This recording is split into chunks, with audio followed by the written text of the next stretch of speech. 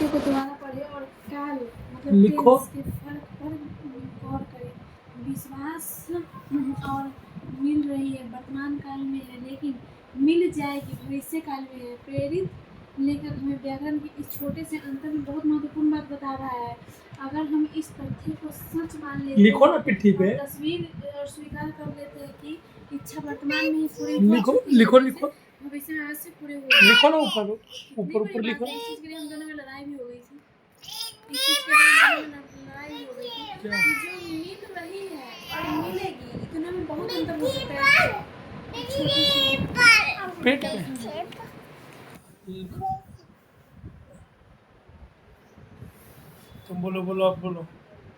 इसमें लिखा गया है, इन वाक्य को दोबारा पढ़े और काल के फर्क और गौर करें। विश्वास बिलीव और मिल रही है, समझिएगा यहाँ से जो मिल रही है वर्तमान काल में, लेकिन वो मिल जाएगी। जैसे कि बिहार पुलिस का जो कहने के लिए बोलते नहीं जाएगी वो बाद में, भविष्य काल में चली जाएगी, भविष्य में। प्रेरित लेखक हमें व्याकरण के इस छोटे से अंतर से बहुत ही महत्वपूर्ण बात बता रहा है।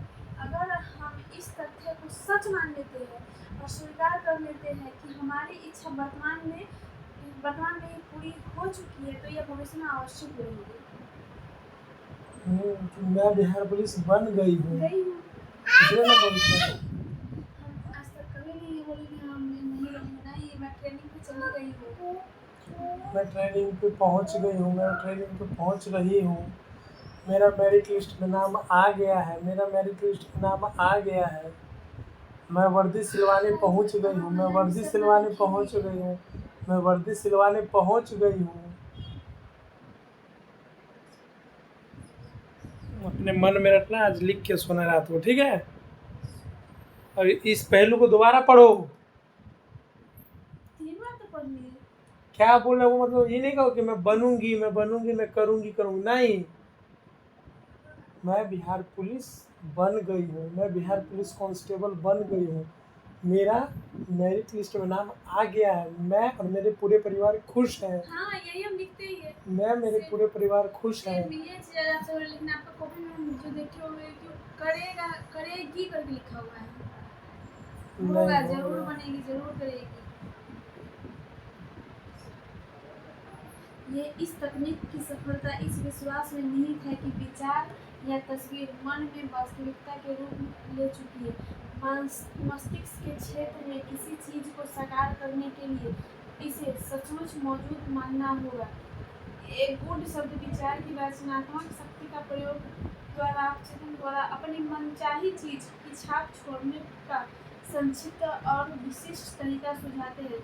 आपका विचार योजना का उद्देश्य अपने स्तर पर उतना ही वास्तविक है जितना कि आप हाथ या हृदय वायु की इस तकनीक का पालन करने पर आप अपने मन की परिस्थितियों, स्थितियों या किसी भी ऐसी चीज के सारे विचार बिल्कुल खत्म कर देते हैं जिससे नकारात्मक परिणाम मिल सकता है। आप अपने मन में एक बीज अवधारण बो रहे हैं, जिसे अगर आप ज्यों का त्यों छोड़ दे तो यह हमेशा बाहरी फल में अंकुरित होगा। ईसा मसीह जिस महत्वपूर्ण नियम पर जोर देते थे वह थी आस्था। आप बाइबल में यह बात बार बार पढ़ते हैं कि आपकी आस्था के अनुसार आपको दिया जाएगा। अगर आप जमीन में निश्चित प्रकार के बीज बोते हैं तो आप आस्था रखिए कि आपको उसी चीज का फल मिलेगा। उसका बीज आपने बोया है। यह बीज का तरीका है विकास तथा कृषि के नियमों के आधार पर आप जानते हैं कि आपको बीज का वही फल मिलेगा।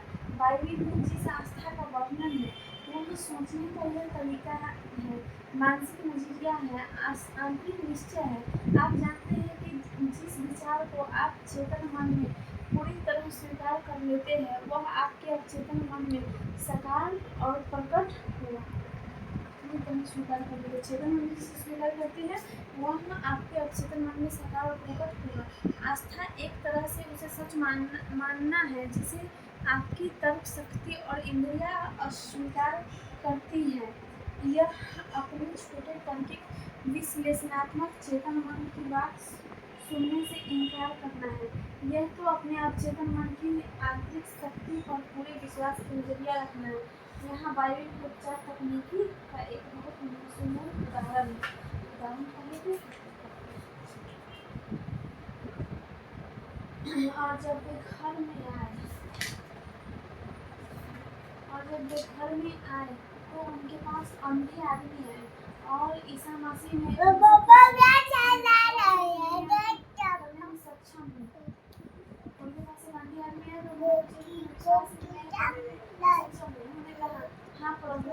फिर उन्होंने इन अंधों की आंखें छू कर कहा तुम्हारी आस्था के अनुरूप मिले और उनकी आंखें खुल गई और ईसा मसीह ने उन्हें सख्त हिदायत दी कि यह बात किसी को पता नहीं चलनी चाहिए। आंखें खुल गई उनकी आंखें ईसा मसीह समझे जिनका ईश्वर को जिनके जन्म से 20 वर्ष को क्यों मार दिया।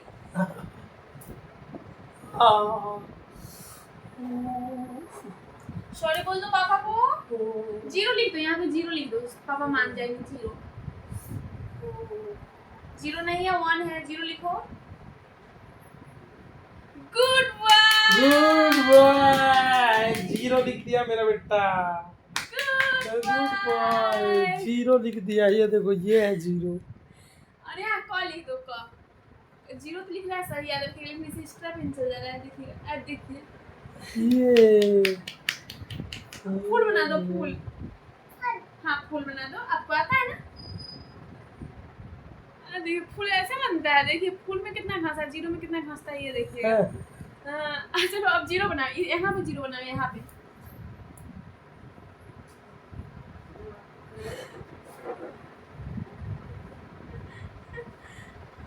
लो लो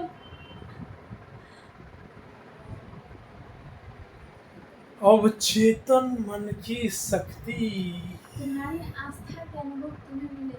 यह कहकर ईसा मसीह अंधे व्यक्तियों के अवचेतन मन से सहयोग मांग रहे थे। उनकी आस्था उनकी सबसे बड़ी उम्मीद थी।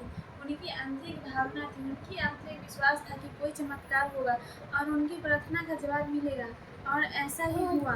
यह उपचार की सनातन तकनीक है जिसका प्रयोग दुनिया भर के सभी उपचारक समूह करते हैं चाहे वे किसी भी धार्मिक पंथ के हो। यह